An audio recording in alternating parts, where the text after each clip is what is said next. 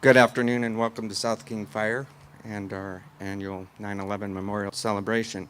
Could I have everybody please rise for the posting of the colors?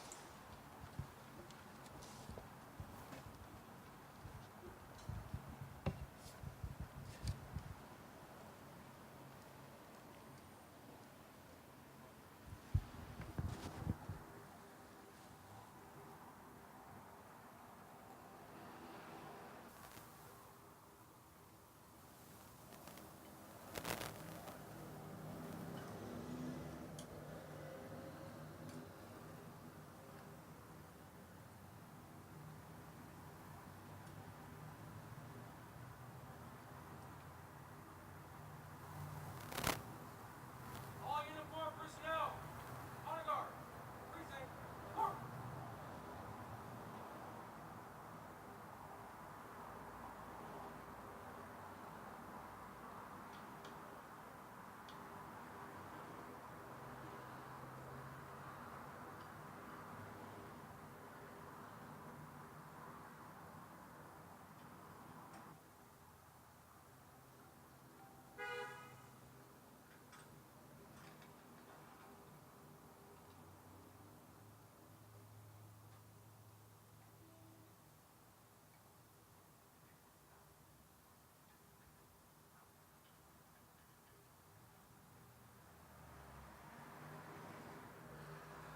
Order, arm.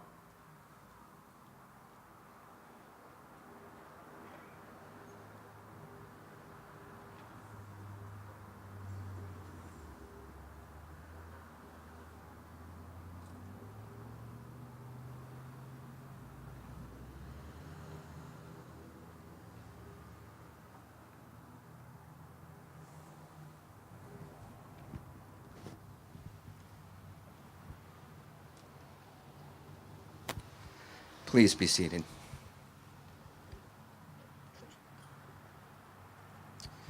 I'd like to introduce South King Fire Chaplain Julie Westfall.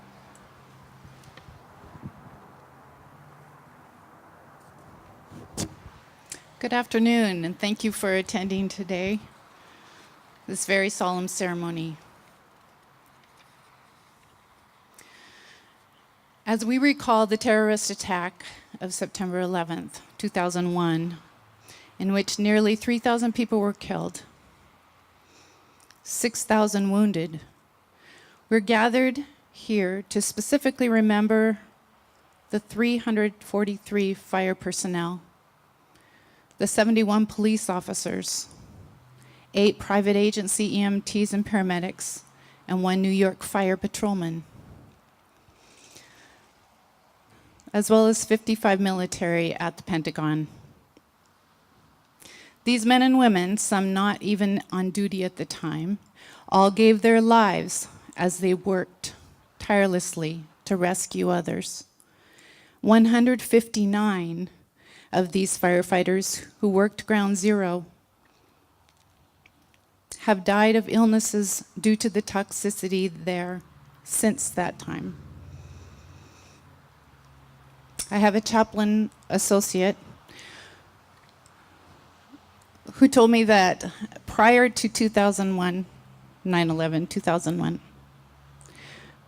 there were only 150 deaths in service, in line of duty, in the New York Fire Department. These emergency personnel were much like our own firefighters, police officers, etc. They felt a calling and a passion for the profession. They, like you, were diligent in ongoing rigorous training in the drills, the sacrifices of their call.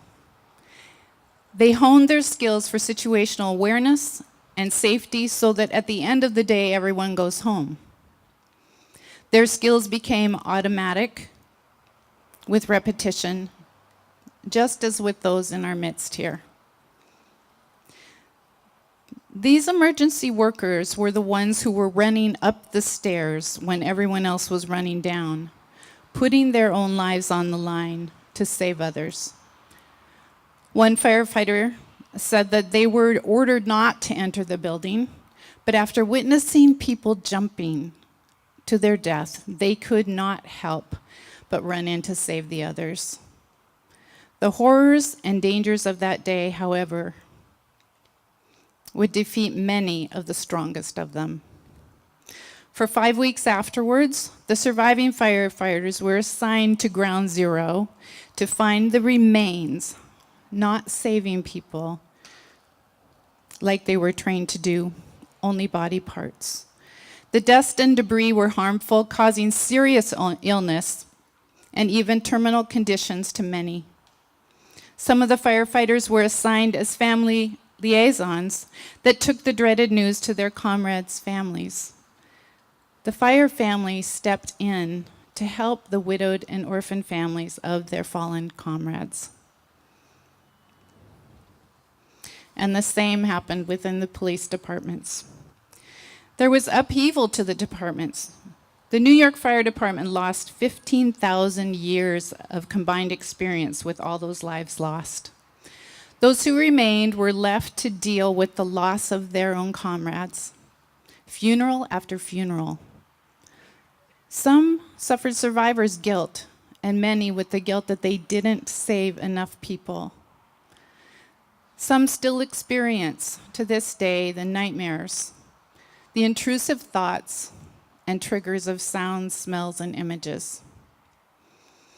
They also have comrades who were injured, comrades who retired because of it, and so many who became too sick to finish their career.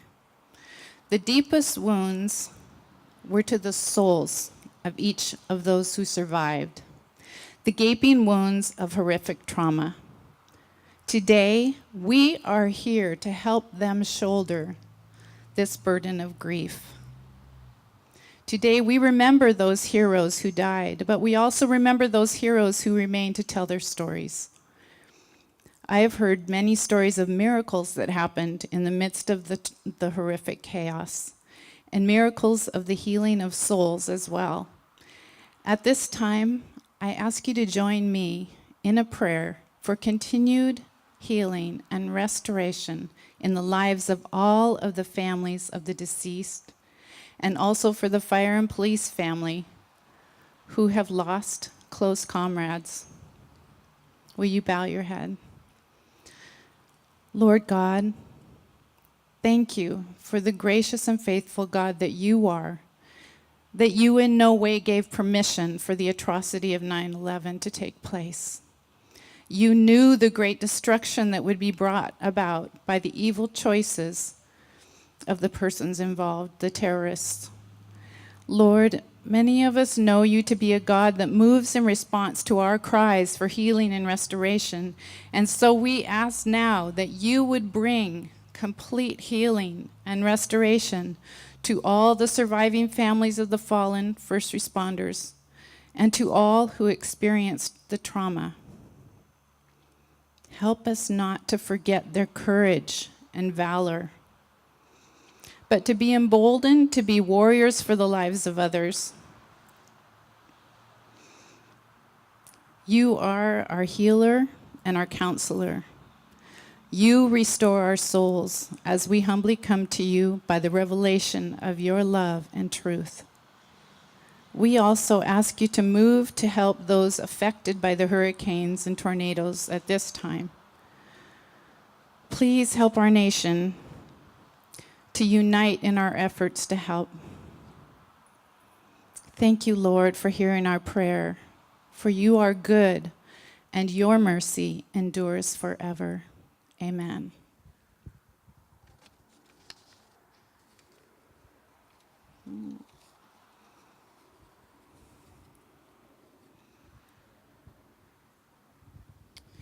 Thank you, Julie. I'd now like to introduce the Chairman of the Board of Commissioners for South King Fire and Rescue, Chairman Gates.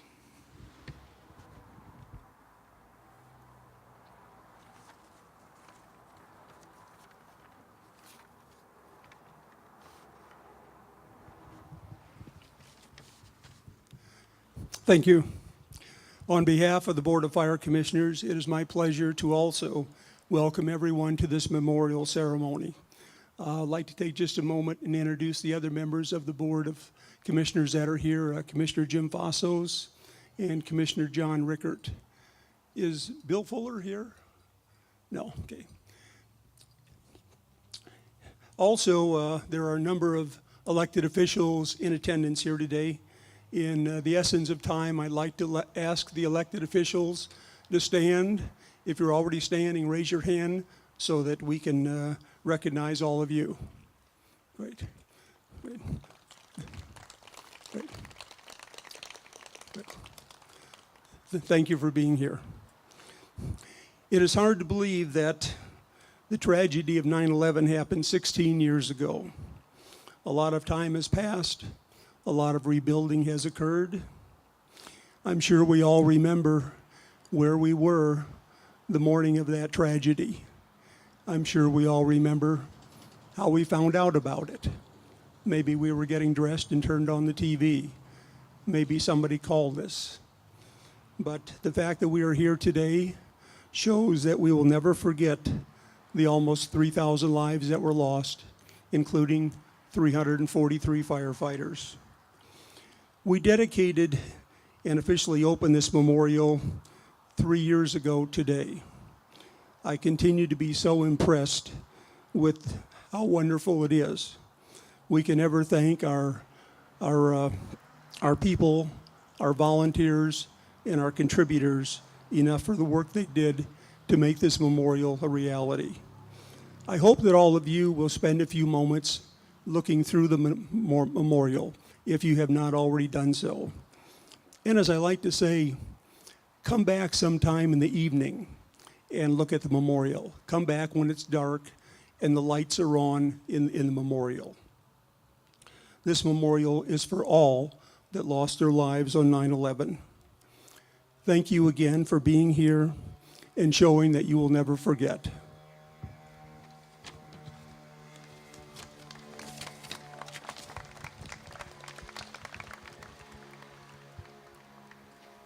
Thank you, Chairman Gates.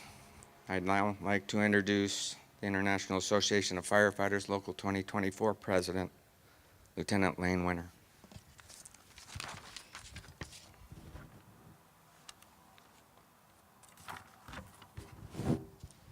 Thank you, Chief. Good afternoon, everyone. South King firefighter in New York native Sven Skeving saw an article in a fire service trade magazine offering World Trade Center steel to fire departments. Under the Port Authority program, these items were given out to 1,585 fire and police departments, museums, municipalities, and organizations in an effort to remember the nearly 3,000 people who died that day. In 2011, South King Fire and Rescue was awarded the 1,200-pound, 10 feet tall steel beam in the World Trade Center.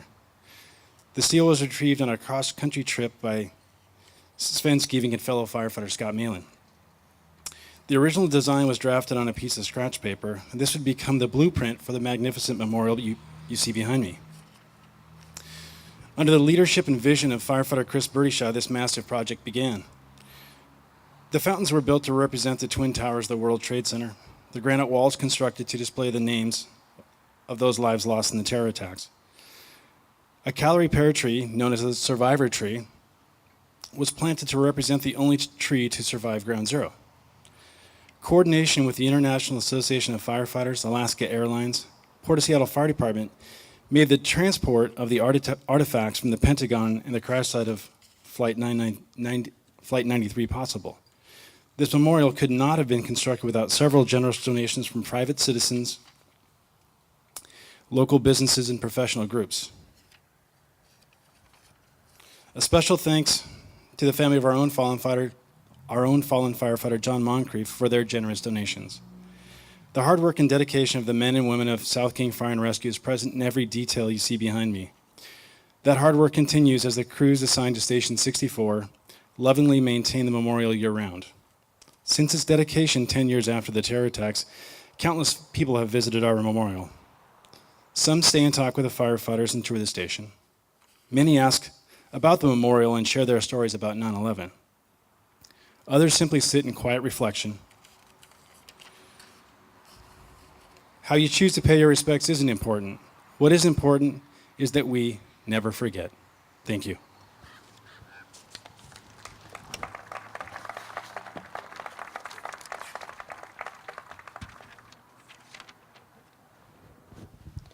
Thank you, Lieutenant Winter. I'd now like to introduce Earl C. Johnson.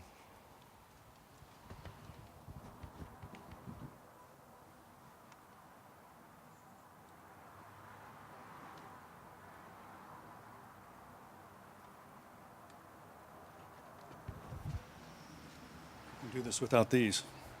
Good afternoon. Thanks for everybody for coming. This is obviously a very important day to never forget. And I'd like to start off telling a little bit about a story about that day and my escape from the 51st floor of the North Tower by quoting some lyrics of a guy I've got to get to know and call a friend, Daryl Worley. He wrote a wonderful song in 2004 called Have You Forgotten? Have you forgotten how it felt that day to see your homeland under fire and your people blown away? Have you forgotten when those towers fell, we had neighbors still inside going through a living hell? I was one of those very lucky neighbors that got to go home that day and finish being a dad to my 3 young kids and seeing them grow up and define young adults. Not everybody got to do that. And Chris, I have to say, the memorial is fabulous. And the fact that you can go and look at the names of the people from all walks of this, from the flight crews to the people in my building and in the South Tower, those are the people that obviously weren't lucky and were in the wrong place at the wrong time. And I can stand here in front of you and honestly say that after 16 years, that gift that I received is no less diminished than the afternoon I struggled to get home to my family that day. And this morning brings that back almost stronger than ever the further it gets from time, because so much of your life has transpired that you recognize and see as the gift that you had an opportunity to live that so many others were denied. And the best way I know to communicate that and celebrate that with the men and women in the first responder community is to share with you, the public in general, a little bit of the travel down the stairwell that day and what it was like. And hopefully you'll be able to take home a different appreciation for these men and women that you see here and you see in all these firehouses and police stations all over our country, for what they do and what kind of people they are, and really why they do it. The first flight came in about 40 stories over my head on my side of the building, and after the giant rumbling and shaking that you knew was obviously not good for a building that size, we picked ourselves up off the floor and the 4 or 5 people in my little department on that day that were in early, we just went out the back door and hit the stairwell crash bar door and started running. We probably ran 8 or 9 flights as fast as you could run on street shoes and concrete and steel steps until we came to the back end of the line of everybody else on all the floors below us that had the same good idea, and that is, let's get in the stairwell and get down and get out. And the analogy I'll throw at you is it's like being up at the 3rd level deck at Safeco or CenturyLink, and the game's over. You might as well just sit down and either finish your beer or just watch the crowd and let it thin out, because you can stand up and wait in line, but you're not going to go anywhere.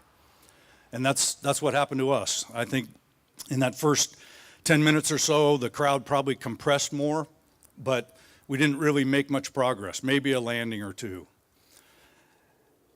And at that point, we really discovered where we were.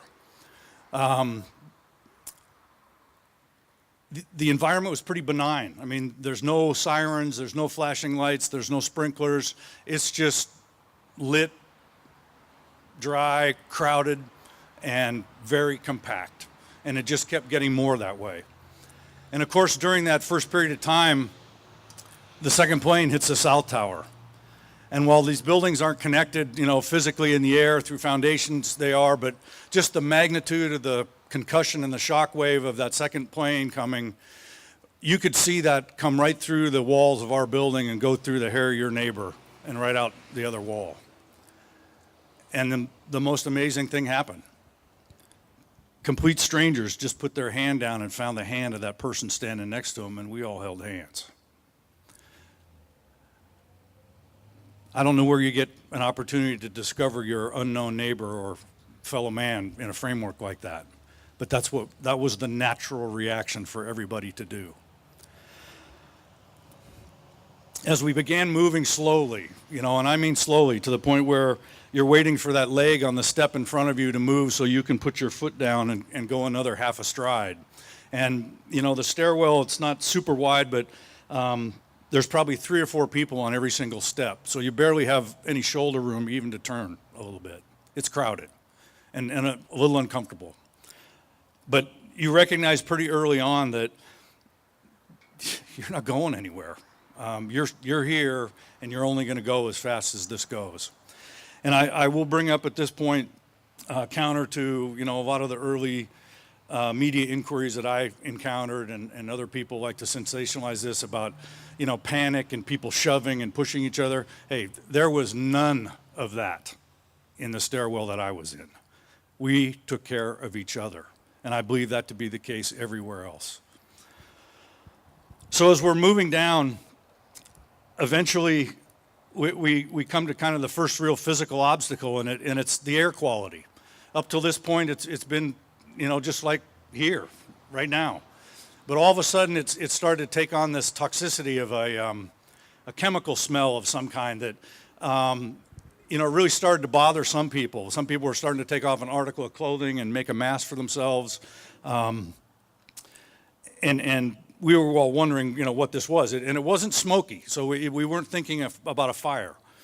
But after another landing or two, it kept getting a little bit more and more intense, to the point where someone did something you're not supposed to do in an evacuation situation like this. They opened a door onto the floor, whatever floor we're on here at this point, 30, 34, 35, 36, something like that. And the strangest thing happened. It was like the Pied Piper. This cold, clear air started coming in off of that floor, and the line in the stairwell just separated. Everybody that was below that landing where that door got opened kept following the people in front of them on down, but everybody that was on that landing and my ramp up above it followed the guy in front of them right out that door to where this better breathable air was. I got about 10 feet out that door and had a physical reaction. My knees locked up. I got bowling pinned over by the people behind me, and as I stood back up, one of my guys was right there, and our eyes met, and it was like, we got to get out of here. And we turned around and were able to push back against the crowd of people still coming out the door to be able to get back in the stairwell and run down to catch up with everybody else that had been going. I have absolutely no problem telling you people that I believe that that was God's hand in Earl Johnson's life that day.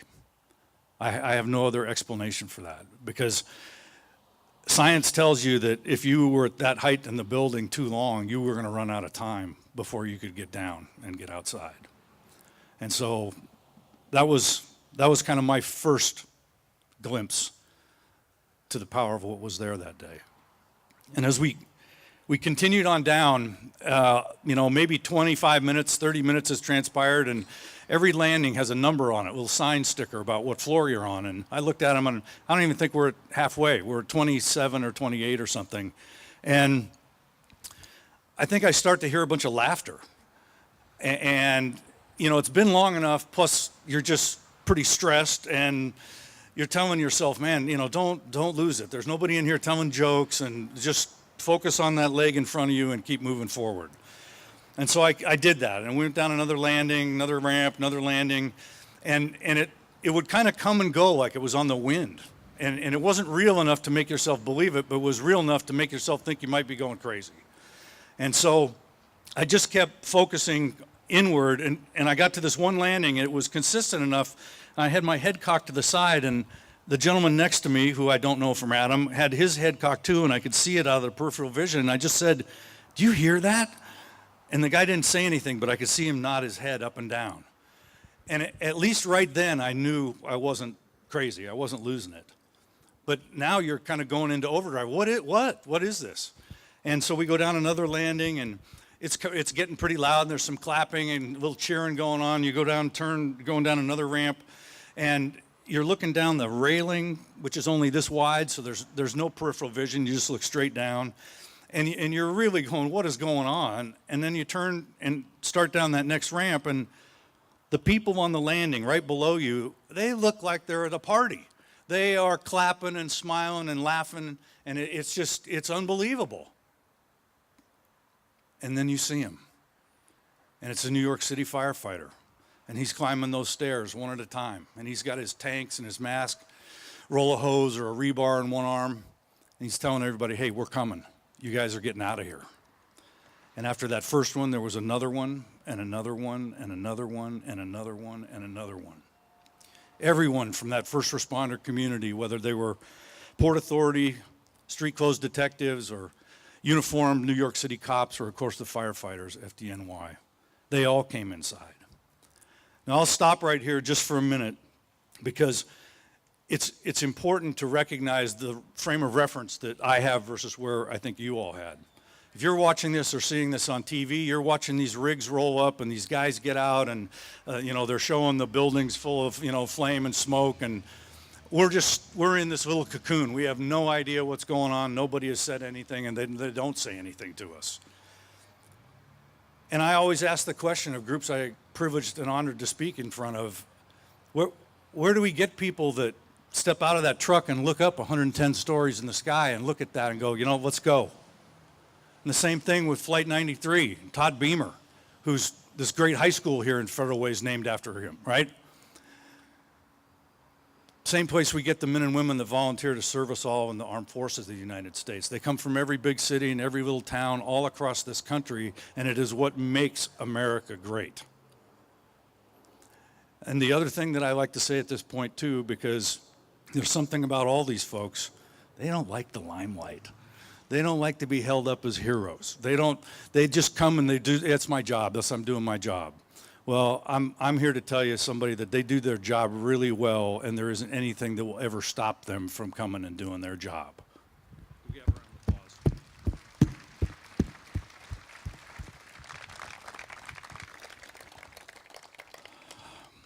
Well, needless to say, after we run into that advantage, things are a lot more organized, and we're able to transpire maybe in the next 15 minutes the remaining 20, 25 stories in fairly rapid order.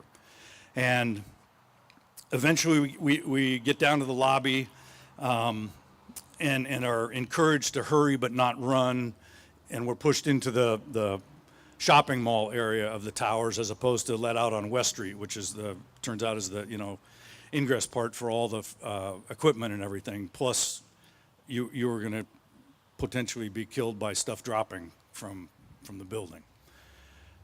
And as we approached the far side, you know, and I'm from here. I'm a native. I grew up on Mercer Island and Bainbridge Island. This kind of beautiful fall day is really what I live for. And as I was climbing up this last escalator that had stopped, that had water coming over it, I had this weird sensation about being a salmon, you know, trying to climb up the fish ladder and go home.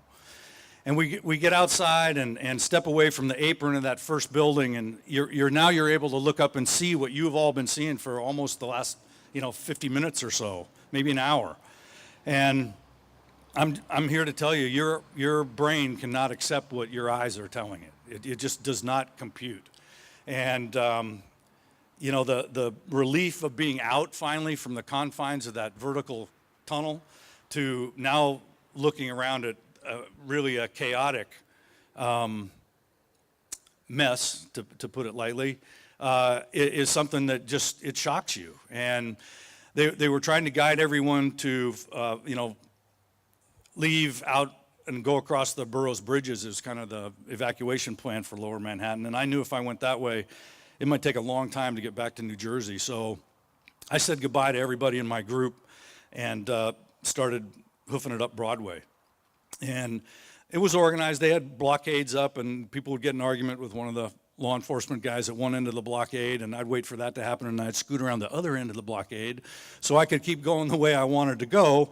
And I get about 4 or 5 blocks up, and I hear this just horrific noise. And I turn around just in time to see the top of the South Tower disappear behind a shorter building. And then my eyes travel down to ground, and now for the first time this morning, I am truly petrified. Because there's 20 or 30,000 screaming people running up the street at me. And I just turned around and I took off running as far and as fast as I could go. It just happened that I was running upwind and I missed the dust cloud by like 2 blocks. And after that point, there was no more, nobody cared what street you went down to. All the rest of the first responders went to the site. And I was able to just randomly start weaving my way up and out and trying to get to the West Side Highway. And I'm going down this one street, and I look in this window, and there's my boss and this other guy that I had seen leave the company earlier that morning as I was going upstairs. I mean, what are the odds on that? Like 0 in downtown Manhattan. And they come in or you know, they come out and they grab me and, well, you know, who else have you seen? Who else came out of the building with you? And they took me inside and threw a tablet and a pencil in front of me and had me start writing down the names. And as I started finishing that and I started looking around, I had this huge sense of deja vu. You know, I've been here before. And prior to taking this job in New York, I'd had a little software company here in Seattle. And in 1998, I had been in this office to try and pitch my software to this company, Moneyline.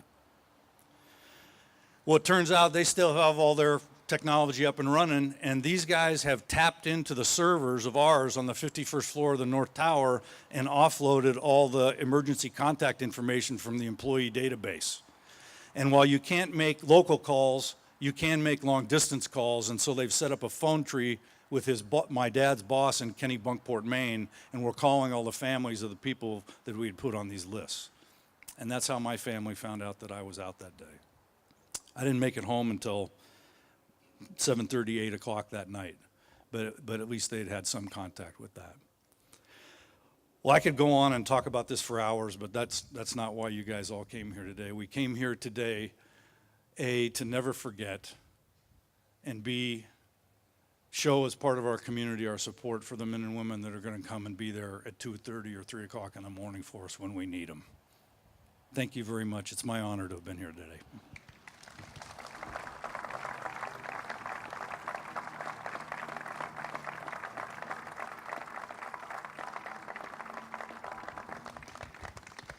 Thank you, Earl, for that vivid reflection of your day there on that horrific day. Unfortunately, John Tu, Chief of Operations of the Croft, South Carolina Fire Department, was unable to attend today. He was a retired member on Rescue 4 for FDNY during the 9/11 event and currently is home with the citizens of the fire department, protecting them from Hurricane Irma.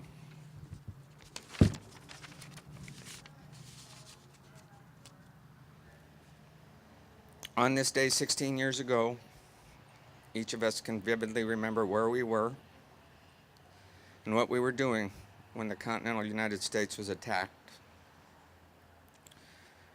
We each have images of the terrorist acts etched in our minds. The attackers thought they could shake the American spirit.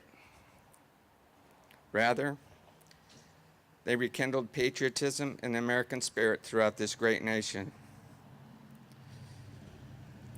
This was evident with the renewed desire by many citizens to join the armed forces or become a first responder after this event. Today, as each of us remembers and pays tribute to all the brave souls that responded to or were taken from us by this senseless act, we must remember that the American spirit cannot be broken, that we will never forget. To honor those, let's bow our heads in a moment of silence.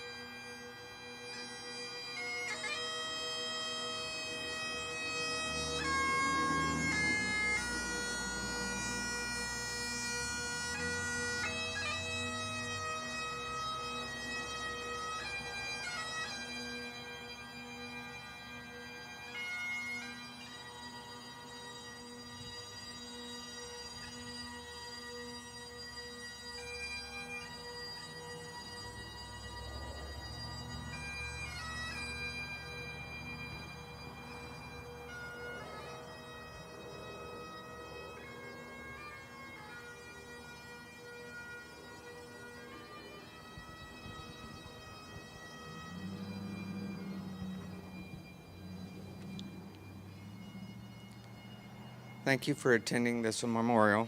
You're welcome to stay for light refreshments and enjoy the memorial. Thank you.